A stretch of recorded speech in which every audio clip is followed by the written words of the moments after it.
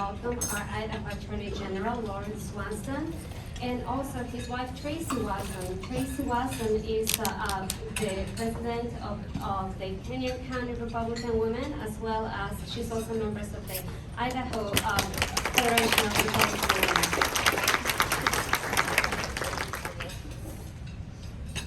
Okay, now I would like to introduce somebody very special. It's Bruce Mattare. He's running for commissioner.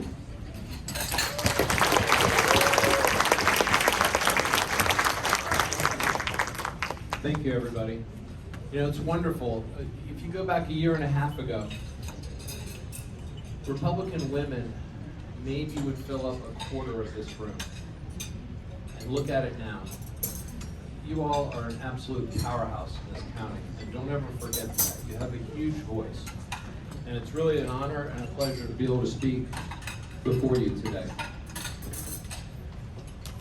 I wanted to talk a little bit about my background, why I'm running for county commissioner, and Leslie kind of touched on something, and that is the fact that when you are in government as a politician, your job, or the government's job for that matter, is to help protect your rights, to set those boundaries from what government can do, not to tell you what you can do.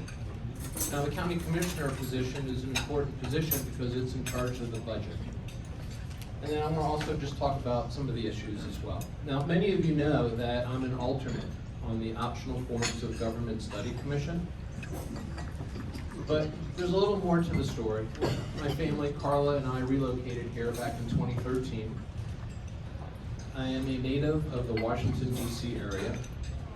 And that's different than going to Washington, D.C. Okay?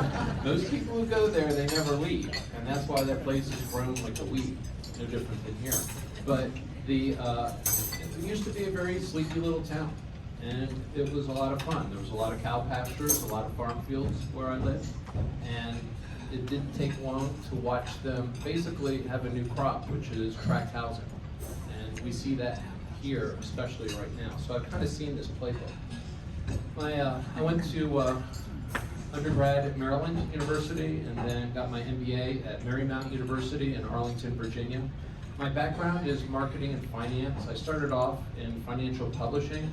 For those of you who are what I would refer to as a little more seasoned, you may recall one of the figures that I worked for, Louis Rukeyser. He was the host of Wall Street Week on PBS every Friday night. And then I ended up moving to the exact opposite side of the spectrum, where I have a finance company that markets and finances consumer goods for the rent-to-own crowd.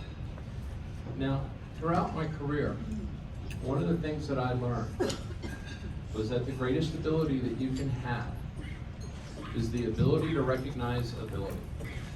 The ability to recognize ability. And so when I started my company, that's one of the things I focused on, because you have to have people around you who are capable of getting the job done. When I started it, I took the first order on the desk that I studied on in high school, and within 4 years I was able to grow it to just under 200 full-time staff and equivalent. It was a 24/7 operation. We were one of the largest DRTV and radio advertisers in the country. We had to build our software to manage our customers from scratch. There was no software off the shelf that I could purchase. I have my own development team. You have to learn all these things. These are things you don't go to school for. You just have to teach yourself how to do this stuff. And so when you find this good talent, the one thing that I learned is that you got to get out of their way. If you're going to run an organization and be successful, get out of their way and let them do their job. And so people ask me why I'm running. And it's, when you look at what's going on in this country, it seems like our leaders are failing us at every level. COVID really magnified that. It brought to the forefront what's really going on in this country. The national, the state, as Ed had said, and as well as local. And so what's happening is that we have tone-deaf politicians. And we see this at public comment. It happened at the Optional Forms of Government Study Commission. I think we had around 95% of the people who said we don't want the change. And just like clockwork, after that meeting, we're going to continue on with our change, irrespective of what anyone said. Same thing happened in Kootenai at their comprehensive planning vote with the city council. 95% of the people were against it. Didn't matter, they voted to approve it. And so that's what's happening. Another reason I'm running is because I feel like it's a call to duty. I did my 6 years in an infantry reserve unit, and that was for foreign enemies, and I kind of feel like seeing how some of the people are running our government and how we've turned into a managerial state in many respects, that we need to change that. And so I see that as a call. Now, there's two big areas of concern that I see here in the county. One is personnel, which has been touched on before, just earlier. And the other are misplaced priorities. Who here in the room supports law enforcement? Just raise your hand. Because this is a strong law enforcement supported community. How many of you know that our dispatch 911 center is 30% vacant? No. Imagine calling 911 and listening to hold music while you have an emergency, because there's not enough staff to answer your call. So how do you fix this? Well, in business, the first place you look is pay.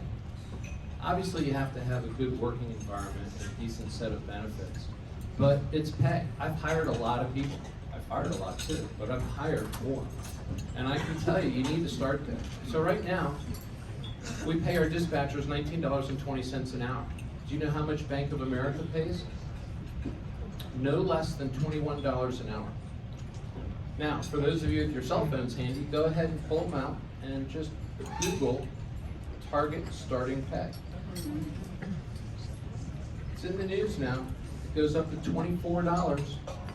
And the managers at Target, they said the retailer announced Monday it is setting new starting wage as a way to attract and retain strong talent.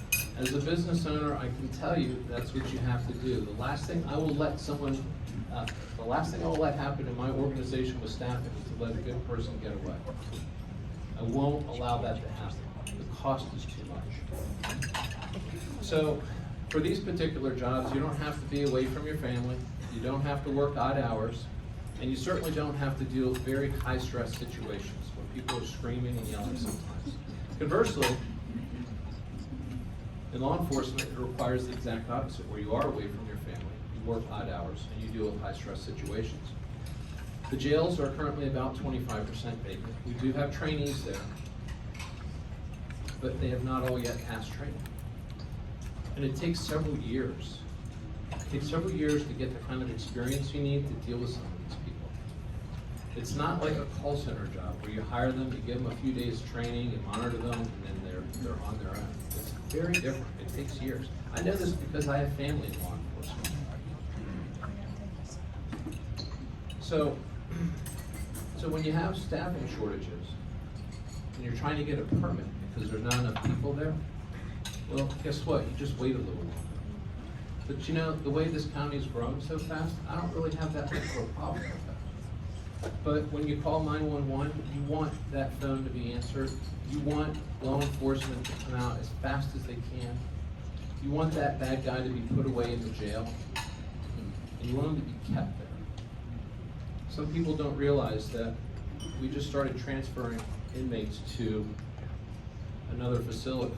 And that actually tripped a contract that we have with the U.S. Marshal Service. So that's been suspended. That's an extra $389,000 a year, from my understanding. So, you know, when an organization starts to unravel, there's a lot of other dominoes that start to fall, and we can't allow that to happen in our community. Now, here are some of the consequences when you have short staffing. And these are mandatory positions. You stress people even more because they have to work more hours. So imagine sitting at your table there and that's your shift and 2 or 3 people resign. Well, the rest of you have to pick up those hours. And if we can't replace those people at that table, that's your new normal work week. You eventually get tired, and eventually you also And this is another unintended consequence. When people start to make more money with overtime, they start to buy nicer things. And then when you fill those empty slots and that overtime disappears, the bills don't. And so you actually create another problem when people make a lot of money off overtime. So as conservatives, and this isn't just at the jail, this is throughout the county government. There's a lot of problems, like Commissioner Duncan said. As a conservative, personally, I don't want to see our government spend money on studies of how salamanders mate. I don't want to fund social projects that we shouldn't be funding. But we're not cheap. You know, we're not going to not pay for the services that we want in this community, especially with it growing so fast. It's just some of the craziness that goes with that growth.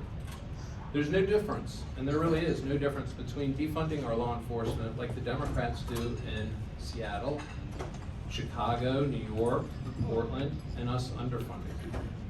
And so I see that as being one of the priorities that we at least have to address as a commissioner to keep this community safe. Now, this leads to what my opponent said, Chris Felios, because he has not officially announced that he's running, but he's sending out fundraising letters now. That he was wrong in the paper today, and I'd be happy to talk with him about that. My opponent, Chris Felios, and I call him that because he is fundraising, has very many misplaced priorities. The first one, in my opinion, is changing our form of government. Okay? All I heard him talk about was how he didn't have enough control when he was being interviewed. He wanted more control. In fact, it was so much to the point that he wanted to be able to fire your elected officials. He didn't want them to be elected, he wanted them to be appointed. He said that. Then he used the budget as a reason, an out-of-control budget as a reason as to why we need to change our form of government. And here are some of those budget issues that he brought up. Somebody ordered 4 desk frames for $275. He complained about a $68 retirement gift for county employees. So after 25 or 30 years, you're not even worth that. This is out of a $100 million budget. And he's using these tiny nickels as a reason to change our form of government. It takes away power from you, the people. The beauty of 3 commissioners is that if you don't like the direction of this county, you can change it in 2 years. You go to 5 commissioners, it's going to take you upwards of 4 and maybe more to change the direction of this county. And that's a big deal because you, the citizens, should have that power, not anyone in government. So what's kind of interesting is he also says that he doesn't represent you. He says the people who go to Boise are your representatives, and that he, in fact, is hired to run the county, according to him. These are his own words. But what I find most interesting is that he has this, and I got a copy here of his fundraising letter. And he starts it off with, "Greetings, fellow reasonable Republicans." Now, I assume he thinks he's a reasonable Republican. And we're not. But what exactly is that? Yeah, right. What is a reasonable Republican, right? So I look at how he operates. Well, a lot of people didn't know that the chairman of the Optional Forms of Government Study Commission was Chris Felios' treasurer. I know. And he appointed him onto the board and never disclosed that We fact. didn't know that. And neither did his treasurer disclose that fact. And I've had members of that commission come up to me and say, I never would have voted for him to be the chairman had I known that he was Chris Felios' treasurer.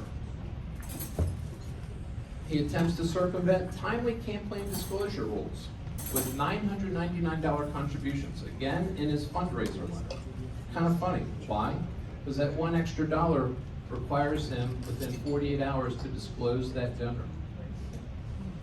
Why does he want to keep that hidden from you? And then, of course, my all-time favorite was when he was encouraging Democrats to switch party affiliation to support. He thanked them in video.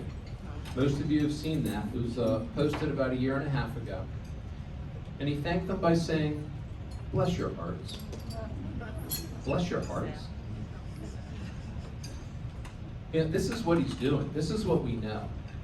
I can tell you that whatever you find with somebody, that is the tip of the iceberg. That this is how they operate normally behind the scenes. And this is why we need to replace him, Commissioner Felios. He needs to go. This is why I'm here today before you, to ask for your support. And here's how you can help. Go to my website, bruceforcommissioner.com. There's a lot more information up there about me. I want you to know as much as you can about me, because I believe in transparency and disclosure. I want you to make a good decision. Register on my email list so you can get updates from me, and contribute if you can, no matter how big or small, because I have to get the word out there. Despite so many people not being pleased with Commissioner Felios' actions, he's still an incumbent, and that does give him a little bit of an advantage.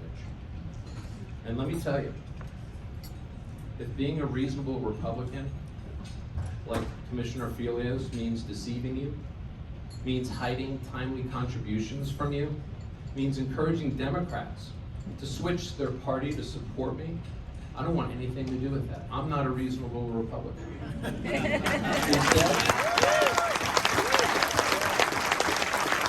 Instead, I want full disclosure in government. I want full and timely disclosure of the money in government. And I don't want people who encourage voting shenanigans to affect our party's primary. So I hope to earn your support, and thank you very much.